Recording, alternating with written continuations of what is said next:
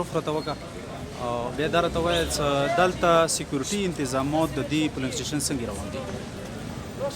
بس الحمدلله زه به حیثیت ډي ایس پي د لیور فورم زه دا خبره کولی شم چې الیکشن یې دینه مخکې هم شوي دي خو دا پیله ځل دی چې په فرمې کې صوبایي الیکشن دپاره ووټونه پول کېږي هغې دپاره الحمدلله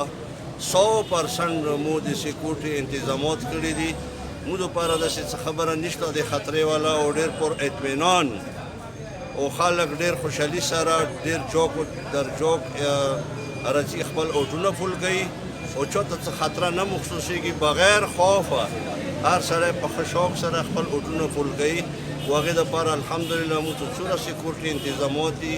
الحمدلله شپږ طرفه د مو سوچ دی خیال مو دی ګشتونه کېږي